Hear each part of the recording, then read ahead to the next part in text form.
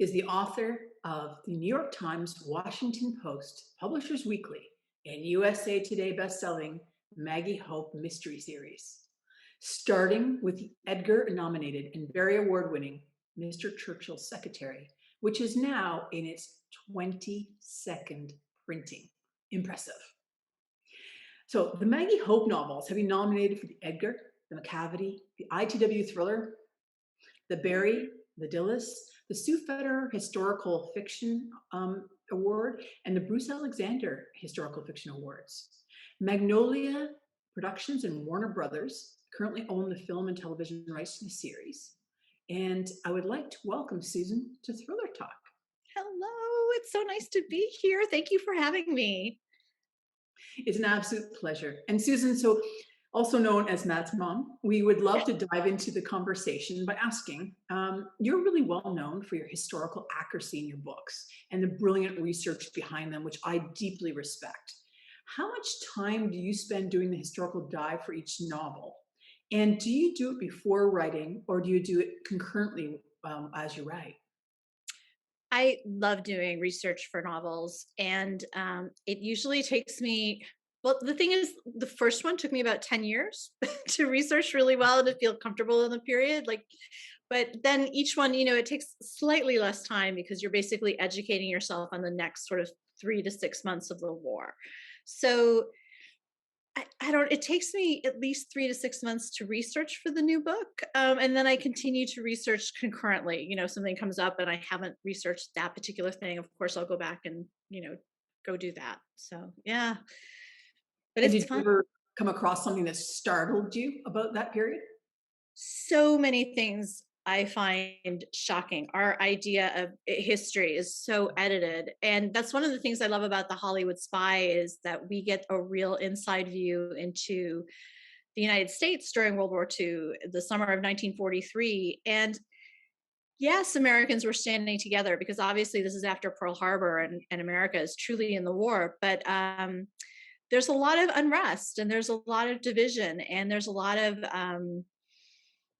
there's more than you would think, especially looking back now when we think of like the Greatest Generation and we think about, all of that World War II movies and everything like that. So it was really eye-opening.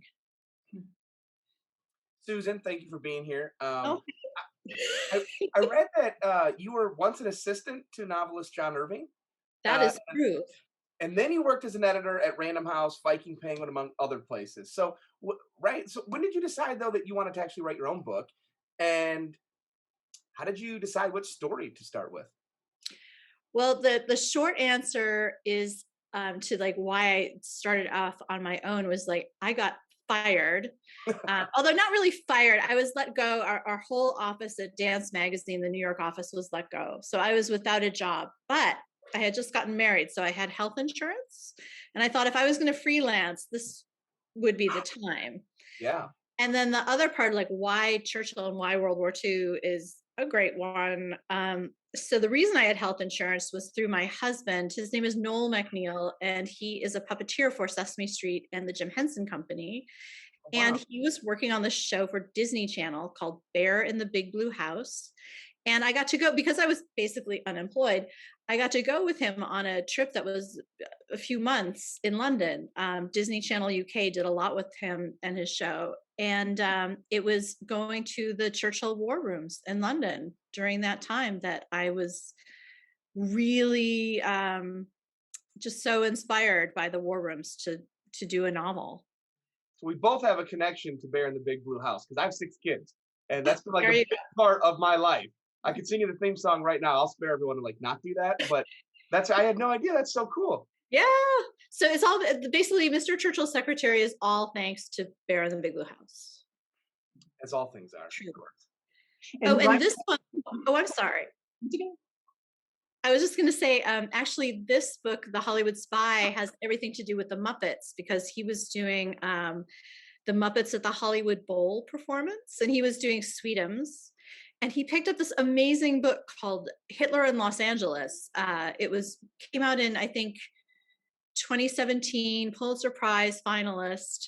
by Stephen J. Ross, and it was about the Nazi and fascist groups in Los Angeles and the spy group that was formed to combat them. And I was just like, I have to do a book about this. So you can thank Sweetums for that one. Mhm. I love it. Ryan's probably going to ask you for some autographs there. I'm happy to. So I'm really excited about your upcoming novel, as you mentioned, The Hollywood Spy, and its take on life from the home front during World War II. Um, your choice to look at the Zoot riots in particular seems very thoughtful and timely. Can you tell our viewers a little bit more about these events and what compelled you to include them in the novel? Well, it was a huge part of the summer of 43. And that's when I decided to set the story. So there were the Zoot riots happening in Los Angeles. There were race riots in Detroit. There were riots in Harlem and New York. There were also riots in parts of Texas and Georgia. The US was not a happy, united place, really. And these are all the things that we don't really hear about now. In fact, I asked a bunch of people, like, "Oh, have you heard about the Zoot riots?" And very few people said yes. And so it was just seemed like, along with everything else that was going on, it seemed really important to mention, especially in Los Angeles, where the Zoot riots had just happened. Well, Susan, I mean, you explained book one, but you could have wrote anything else for the next book, right? So why did you decide to put your series, actually anchor it into the World War II era? What is it about that time that you found compelling enough to want to write your series in? Well, I did get a 2-book deal from Random House. So the second book kind of came with the first, but I was so keen to continue the stories. And I think, first of all, it was such a change for women, especially because, before World War II, women would go from their homes to their husbands' homes. And with the war, women would basically worked in factories, but also worked for government and worked as spies and did all kinds of crazy things, and actually had a time when they could live on their own, have roommates, be a lot more independent. And I just found that so sort of fun and freeing too, as well as also, the contributions women made to spycraft in World War II, and the fact that, well, at least when I started this series, not that many people were writing about it. So Yeah. it was kind of neat. Yeah, and I love the fact that you have a strong female protagonist. To me, there can't be enough Thank of you. those. And also, especially when it's historical, that, Yeah. as you mentioned, right? Like, I mean, you probably learned a ton more about different women in that period who were very pivotal, correct? Yes, absolutely. And I was lucky to actually speak with some and correspond with some. I was able to have a letter writing correspondence with Mr. Churchill's actual wartime secretary. I mean, one of many, but she was quite young, and she was Canadian. Actually, she was from Ontario, and she was his wartime secretary. And when I went to the war rooms in London, you get those tours, and you walk around with your little headsets, and they had actually gotten an actress to read part of her memoirs about working down in the Churchill war rooms. So that was really, really inspiring. And then through the wonders of the internet, I got her address, and we actually, in the early 2000s, had a lovely correspondence.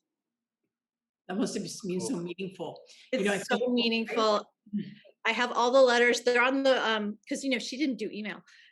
They're on all the blue email station, the email airmail stationery.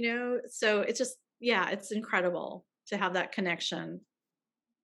So, Susan, you've made bestseller lists, been nominated for endless awards, secured a movie deal, and countless other accolades. But what is the proudest moment in your career so far? Oh, that's a really good question.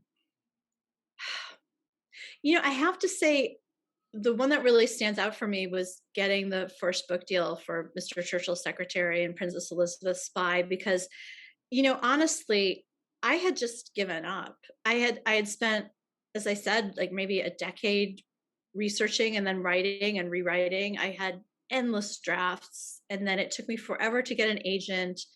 And then the agent I was with sort of dropped out of the picture, and then I had to get another agent.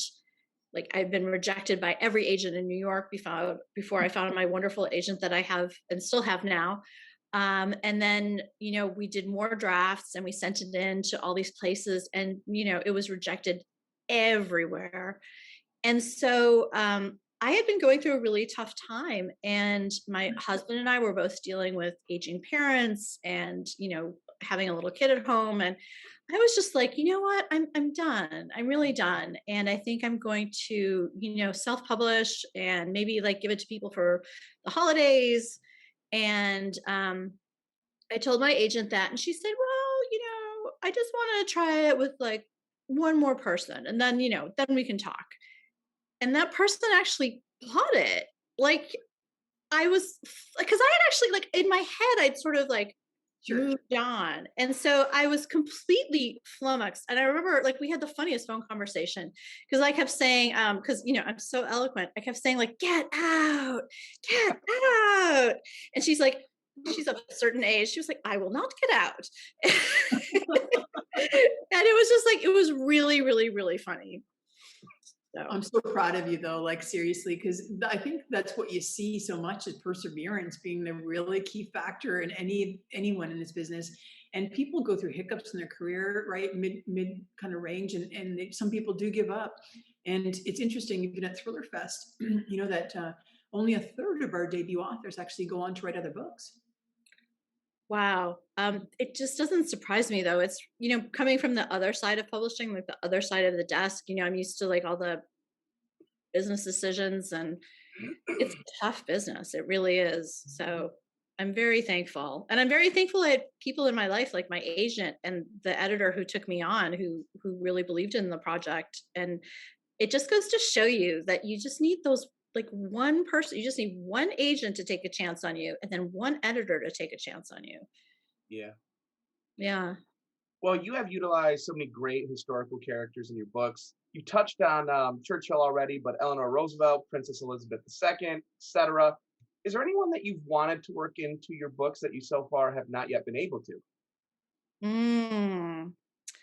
Well, I've got to say the Hollywood Spy was really fun because I got to work in Walt Disney, which was pretty cool. And we got sort of insider access to the Disney studios in Los Angeles because of, again, the Muppet connection.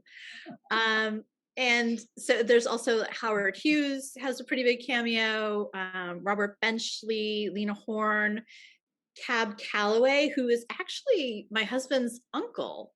So that was kind of cool to put Really? him in. Yeah, I know, it's so crazy. But yeah, his aunt was married to Cab Calloway. So Uncle Cab is in the family.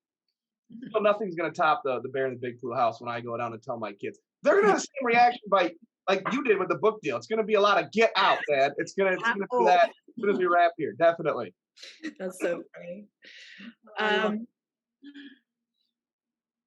So we're lucky to be living in a time where there are reams of new research and interpretations of World War II coming out by the great historians. Can you share with us some of your favorite sources and books on this period? And who do you turn to best help you understand this fascinating period? Oh, well, I can't say enough wonderful things about Hitler in Los Angeles. And again, the author's name is Stephen R. Ross. He's out of USC. And it's just an incredible book, and it reads like a thriller. I also love Eric Lawson, of course, The Splendid and the Vile, and In the Garden of the Beasts. I think, again, he is such a wonderful writer and scholar, but also is able to connect so well with the reader. I always feel like I'm reading a thriller when I read his books. So those are two of my big loves. And I've been so lucky in that I've been able to meet people who lived through the Blitz and who lived in London during the war and who are willing to read my manuscripts. And, I remember, in particular friends with a woman who's a retired professor from UC Berkeley, and she reads my manuscripts and she tells me, like, Oh no, it's that man again was on it like Thursdays at 8:30, not, whenever you put it on. And, it just like really interesting little, parts of like what life was really like at that time, from someone who observed it. I mean, yes, as a little kid, but someone who did observe it firsthand. Well, I know that you also published a couple of nonfiction books. Is that true? Is that correct? That is true. I'll admit to it. Yeah. So, how is writing nonfiction different than writing fiction? Um, and does your writing process change when you're writing nonfiction? Well, I wrote those books. So I wrote a cocktails book and I wrote a wedding book. And I wrote those right after I was laid off from my magazine writing job. So I was still like in the nonfiction sort of mindset, and I had enough experience from publishing to sort of know how to do a book proposal and sell it. So those were really really fun projects, and it made me feel less sort of unemployed and sad and more like I was doing something and contributing while still like trying to write novels. So it was a good combination, I think. Yeah. Yeah, and I come from a medical writing background, so switching to fiction, it is tough. You kind of have a different way of writing. It's more telling in right nonfiction and more showing in fiction. Correct? Did you struggle with that at all? Or Oh yeah, and then you've got all like the thoughts and emotions, and it was really hard to sort of break through that to like get to that the heart of the characters. I found that really difficult. Now I'm sort of used to it, and it doesn't seem like so, I don't know, so tough. But luckily, I had people reading my stuff who would just keep putting in blue pencil, like more feelings, more thoughts, more emotion. So I would go back and be like, oh well, what, like let's go through this and feel the feelings, and get it down on paper the way it should be. So Mhm. And as we touched on earlier, you've worked in the publishing industry, so behind the scenes, and also as an author. So it gives you a really unique perspective. What advice would you give newer authors, or your younger self, let's say, starting out? What do you think's key?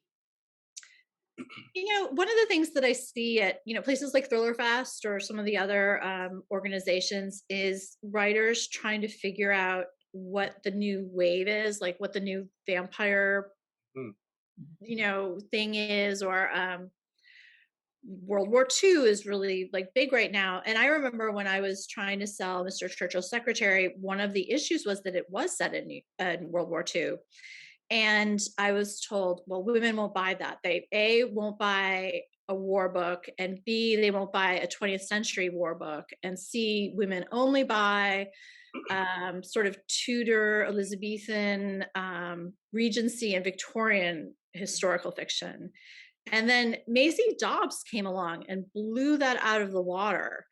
And I have to thank Jacqueline Winspear for sort of opening that door to the 20th century. And I feel like I waited long enough for World War II to sort of be accepted. And it was my passion. Like this was not me. Obviously, I wasn't following a trend because there was no trend. So I think just my advice would be to like find your passion, your obsession, and go with it. And don't really care about whatever. Like if vampires are popular this year, or zombies, or you know whatever, English manor houses, like keep to what you're obsessed with, and that'll serve you well. That's excellent advice. I agree with you because you're going to spend a year of your life, working Oh, on a novel. You really you have to be passionate about the topic and the research, as you said, especially when you do the type of books you write. I mean, if you didn't love it, can you imagine how painstaking that? No, it would be hell. It would just be awful. So like for your own mental health, but also for your readers, like because I think we transmit that to our readers, when we do it well, and our readers feel our passion and they become very passionate too, and they fall in love with our settings and our characters. So I would just say like start your own trend. Don't pay attention to trends. It'll all work out.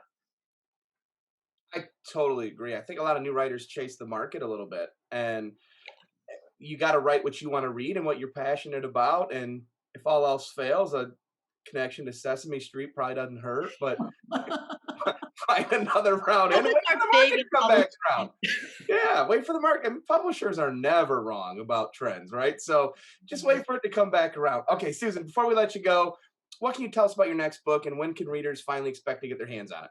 Okay, so the next book is Oh, The wow, Hard that looks Supply. good. Yeah, I've been doing a lot of Zoom calls. Uh, That was it's coming. handy. That was ready to go right there, huh? Boom. And it's coming out July 6th. And I'm really excited. It's Maggie Hope's 10th adventure. So this is the 10th book in the series, but readers can read it as a standalone, which is something I'm kind of proud of because it's a tricky little wire to walk.